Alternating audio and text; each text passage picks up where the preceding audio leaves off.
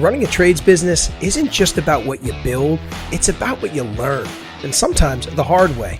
It's the kind of knowledge you pick up over time and wish someone had handed you soon. Welcome to Trade Secrets, powered by Metabo HPT, a podcast series where trusted, successful tradespeople and qualified experts will share best practices, strategies, ideas, even tricks and hacks that you need to know. Think of it as another reliable tool from Metabo HPT, just not one you keep in your truck, but one that helps you run your business better.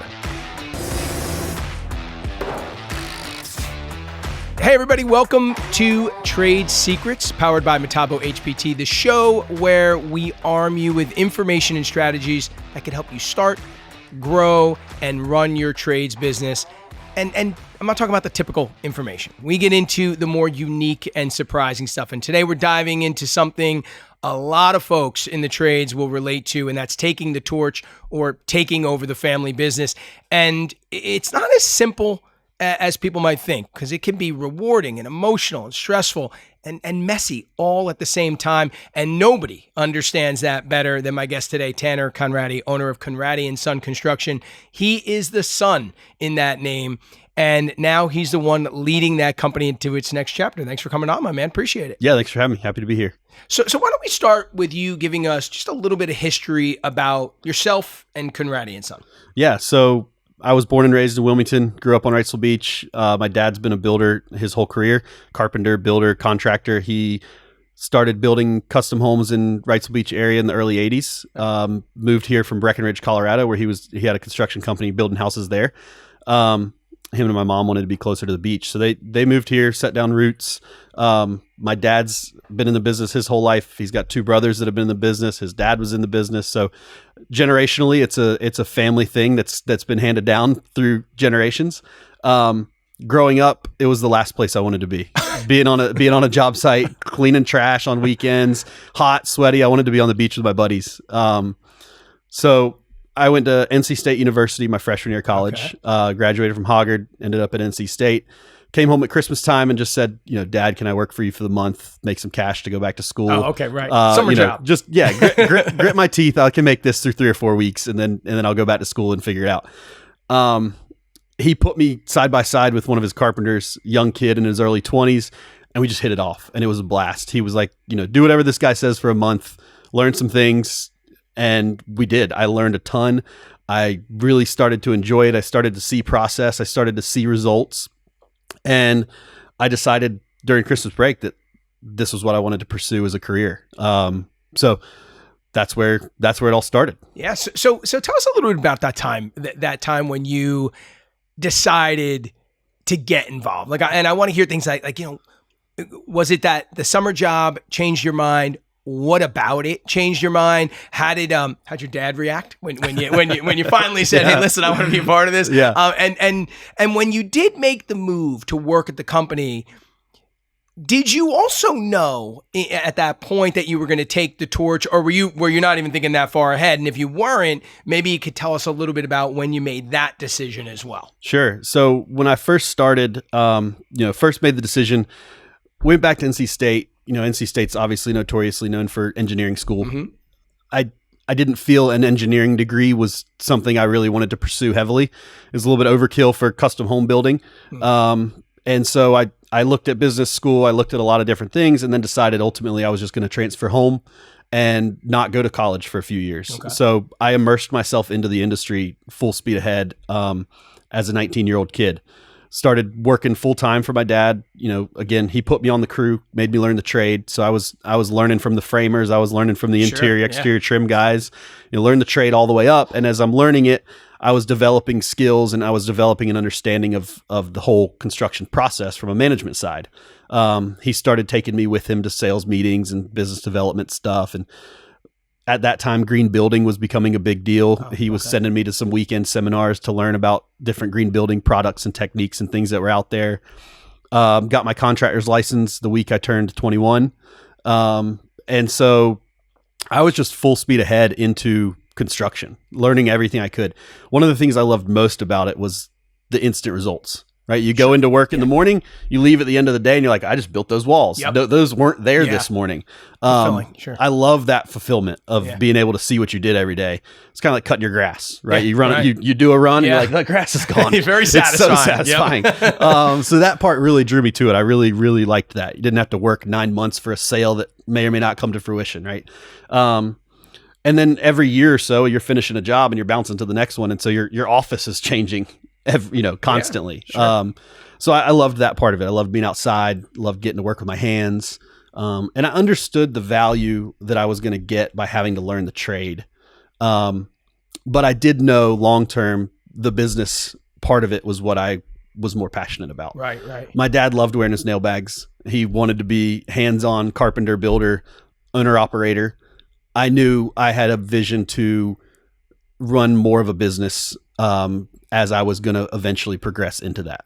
So when you decided that, well, first, when you say to your dad, "Hey, I'm not going back to school," I don't know if this is how it happened, but I want to get involved in the business. Was he excited? My dad was all for it. He had told me before I went to college, he's like, "Stick with me and I'll put you ahead of your buddies." Okay. All right. My mom, not as excited about me getting out of school. I think it took a couple classes at Cape Fear that first semester at the community college. Just some prerequisite type classes just to stay in it. I did end up finishing my degree at UNCW in the business school, which was way more valuable to me as a non-traditional student, already immersed in a career, knowing what I wanted to do. Good point. Yeah. I got way more out of college in business classes because you're kind of applying it to the job at hand. Every class I sat through, for better or worse, I was like, I could totally relate this. That's great. I could improve something in my business with this, or this is not relevant. Yeah. And those classes were hard to get through. Right, I bet. Because I was just like, all right, you feel bad for college students who are sitting there going, I don't even know how I'm going to apply this. Yeah. At least you knew how you were going to apply it. And so I appreciated school a lot more going back as an early 20s kid rather than 19, 20-year-old kid. Yeah, sure. So that's kind of how that whole transition. So my dad was pumped. My mom was a little skeptical. She got on board quick. And then when I told her, a few years later that I was going to go back to school and finish my degree, she was obviously ecstatic.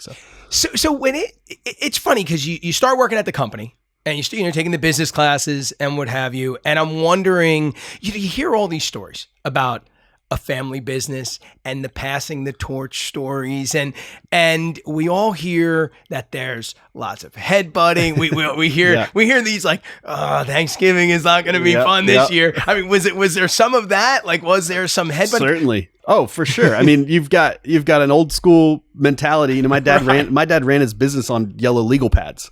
And then you've got a young kid coming into the fold. He's like one of the first things that we headbutt on is like, Dad, we need a website. He's like, what do you need a website for? Like, Dad, like at a minimum, we need a website. And I think we paid a friend who was not a very good website designer to build us a really cheap, cheesy website. Right. And then eventually we were like, okay, this website doesn't do us any justice. Like if we're going to have a website, let's do an actual website. Right. But like, that's as simple as a piece like that. He was like, why do we need to use, email? Why do we need to use Excel spreadsheets? Why do starting to incorporate those things at such a simple level sound like no brainers, but that was outside of the way he preferred to do business. Sure. I can guarantee there's a lot of people out there in the audience right now listening to this and watching this who are in that position. Yeah. And they're looking at it going, okay, I could take the torch, I could take over the company, and they might even be weighing, let's say, the pros and cons of all this. And I'm thinking it might help them to hear both sides, right? The pros and the cons from someone who's been through it. So let's start with the cons, right? Okay. What are some of the cons of taking over a family business? And maybe cons isn't right. Is it kind of too strong of a word? Maybe it's more the downsides or the challenges. Yeah. I mean, the challenges are family, right? Like first and foremost, you want to be on good terms with your family. Right. And so we both had multiple instances throughout the whole transition and development of my career and the transition of the business where we both had to kind of step back and be like, look, we're at the end of the day, like we want to be father-son. Like that's crucially important to us. Yep. And so the biggest and hardest piece of that is just family. And then you get other family members involved and other family members' opinions and from the outside or the inside. And that just kind of often can stir the pot. Right. Oh, and, for sure. You got people taking sides. Now it creates this new dynamic that you got that one relative who's on your side and then they talk to your dad and is on. Yeah. So, that whole piece, that's the hardest part. Yeah.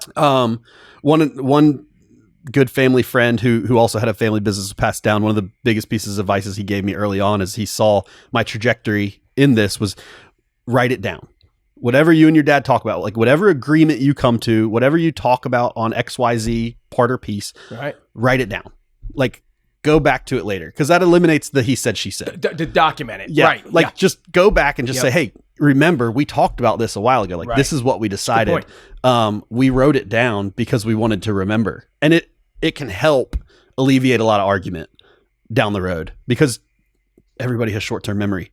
Yep. They remember it the way, you have a conversation with somebody, whether it's a family member or a client or a friend, and everybody remembers that conversation the way they want to remember that conversation. Yeah. And so details within that can get skewed to perspective by whoever's thinking about it and who's ever remembering it. And so anything that was crucial to us and anything that was crucial to change or process or development within us as a team, we tried to make an effort to write that down. Yeah, so it's interesting because you do have that. I like how you address both of those, right? So there's the family dynamic, the things the intangibles that are just going to happen, and stepping back and saying, wait a second, here's where we are. Here's why we're doing this. Yeah. I love that documenting it. What about this? And we kind of touched on this a little bit. The idea of you're a young guy, you're in business school, you're learning all these things, you're learning technologies, whatever. Was there that little bit like of, old dog, new tricks kind of thing too going on? Oh yeah, no doubt. I mean, how do you navigate that? We had multiple instances, especially as I was starting to take more of a management role in the job site. We had multiple instances where I'd go by the job site in the morning, direct the guys on a way that a detail should get accomplished. My dad would come behind me an hour later and give them a different direction to get to the same result. Sure. And nothing would get done. And the guys were like, oh, who do we listen to? Yeah, who do we listen to? Yeah. And so we finally had to divide and conquer and be like, all right, you're going to handle this job. You're going to handle this job. Mine specifically was like, all right, Dad, I'll call you if I have a question and need you, because obviously your experience is going to trump mine all day long. I'll never have the field experience, the years under my belt that you've got. Right. So that was always a hard, challenging piece, was understanding when is the right time to officially pass off a responsibility from one person to the other. Sure. And so how about the pros? Let's say, the benefits or advantages of taking over a family business. I mean, the first one is pride. Great point. Undoubtedly. Sure. You've got a family business that, my dad was able to build a foundation for. When we developed, my dad, when I was growing up, the name of his company was Custom Cuts Construction. Okay. And as I was getting my contractor's license, we talked about, once that happened, we'd transition the name to Konrady and Son Construction. Okay. And so we were getting set up with that. We had a really good friend help us design our logo. She was a graphic designer. She was amazing. And she and I sat down through multiple, meetings essentially to kind of design what is now I call our Circle K logo brand. Yep. And as we're talking about that, she asks me multiple questions and she goes, what is your goal in the business? Mm-hmm. And the goal then is the same goal today. And I told her, I said, my dad has built the Conraddy name. I want to build the and Son name to be as strong as the Conraddy name. And that is my goal.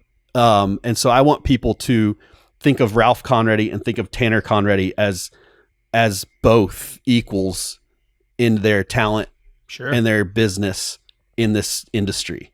And so having that foundation to build on obviously is a launch pad. Sure. And you can take it as far as you want to take it. I think looking now, I have a 7-year-old son and he says that the and Son is his part of the company. Oh, there you go. At least you don't have to go through he says it's built after him. Or your mom. He says it's named after him. And we get a kick out of that. And I'm always like, you're going to have to go talk to Pop about that one. Right. You go deal with him on that. But I think about being in my dad's position, having a kid, I try to put myself in his shoes, having a kid who comes up and says, I want to expand on what you've built. I want to take your business essentially, make it my own and make it, take your vision and your foundation and then turn it into my vision with that same foundation. Yeah. And the amount of humbleness my dad has to have to be able to be that gracious is like, I don't know if I have that. Seems like you might. If that time and if that point in time comes where Tate says, all right, Dad, now I want to take over your business. Like, it's amazing to me when I think back about how well my dad seemingly was able to allow me the freedom to do that. Yeah. And kind of build on his name and take his name to the level I wanted to take our name. Yeah. So the foundation is one of the pros. How about reputation? Yeah, of course. I mean, I think that kind of goes hand in hand. Good thing he had a good reputation, right? Like, yeah, if he didn't have a good reputation, then maybe there wasn't a business to take over, right? Like, he had to have a good reputation, of course, and certainly I hear that continually. People are like, "Oh, you're Ralph's kid." Like, yep, I sure am. Like, I wear that with pride. Yeah. I'm like, yep, I sure am. Like, he's, they're like, "Wow, you guys have a great." I'm like, yep, this is a foundation that he built. And I'm just taking it and building on it, right? Yeah. A lot of things fall under foundation. I mean, for sure. The reputation, even systems, whether, you upgrade them or evolve them or not, but even clients, relationships, relationships between clients, between tradespeople. We still work with some tradespeople that were his when I was a kid. Yeah. Like, we have a plumber, we have an electrician, we have a couple people that heating and air guy that when I was a roofer, when I was growing up, these people were his go-to tradespeople. And now they're still well within my Rolodex of people that I use continually. Yeah. Right. Like, that's a relationship. A couple of them have kids that have stepped into their businesses, which is super fun. Yeah. That it's interesting because you're looking at it and you have all these things that are already in place. Yeah. Do you ever think about like, well, if I got into this and I didn't have that foundation, how hard it would be? Yeah, for sure. I mean, we talked about that when we were officially transitioning ownership of the business from him to I, almost 3 years ago now. There was that conversation. It was like, what if I didn't do this and I just started a business from scratch? Yeah. Like, what would that look like? And it felt like it would be probably simpler than it actually would have been, because sometimes you don't recognize some of those foundation pieces and what that value brings to the table. You almost look at it at that point, you might be thinking, well, this is going to get in the way. It's an obstacle. Yeah. I mean, there was lapses of that during that whole thing. It was like, is this more trouble than it's worth? Right. Like, ultimately we've got the same name. Yeah. Like, is this more trouble than it's worth? But that comes back to that family component, right? Yeah. Like, you want the legacy and the pride of saying you've carried something on generationally. And that was important to me. So it sounds like you would say to people, if they're weighing the pros and the cons, you're going to say, look, the pros outweigh the cons here. You should do it. What advice might you give them if they do decide to take that leap? So the first one is write it down, no matter what. Like, when you're making definitive decisions or collaborative conversations about different things, certainly write it down. The second thing I would say is to lean into it. I think people really appreciate a generational business. I think it carries more value than people may recognize in the fact that people see a reputation that's lasted now multiple generations. And there's a lot of untalked about and unknown value that comes from having those years of time under your belt. As we were going through and as I was taking more of a leadership role in the company, we would be interviewing for new projects. And often I would bring my dad to those interviews with me. And he didn't even need to say anything. But his presence in that conversation gave people a lot of comfort in knowing and a lot of confidence in knowing that, okay, it's not just this young kid I'm hiring to build or remodel my house. Yeah. It's a young kid with a foundation of skill set behind him that's lasted, 40, 50 plus years in this industry. Like, that's valuable. Yeah. Yeah. I mean, think about that. And there are these little intangible elements Yeah. that you look at it and you say, okay, you go into a meeting with a client and people are looking at it going, wow, they've been around a long time. Their name's still on. It's not like it's not like you went from Conraddy to the other name. Like you went like, oh, let's hide the name, like hide who we are. Let's make this disappear. Exactly. And you're in a look in a lot, and I'm sure a lot of folks in the audience too are probably in communities where people are talking to each other. Yeah. And this is a tight community in Wilmington. I mean, it's a big town, but everybody knows everybody in some way, shape, or form, 100%. And you don't get away with that. Yeah, no, word of mouth is by far our biggest advertising piece. Yeah, and so bringing your pop into those things, I can see how that helps. I mean, this has been great. I mean, really helpful, and we appreciate you coming on. Talking about your story, giving everybody out there, especially folks who are standing in the shoes that you were in years ago, some advice. Before I let you go, how can people find you? I mean, we're online, of course. We got a website. You got that website. Conraddy and Son, ConraddyandSonConstruction.com. Pretty active on Instagram at Conraddy and Son. Those are the two best ways, certainly. You can get directly to me through either of those channels. Yeah. Well, I mean, thanks for doing this, man. Will you come back on again? Absolutely. I'd love to. Oh, perfect. So for all of you out there, I hope you enjoyed this episode and this discussion with Tanner. Check out the other episodes and subscribe so you don't miss any of them. And if you have a trade secret that you want to share or a challenge that you want us to cover, please drop it in the comments.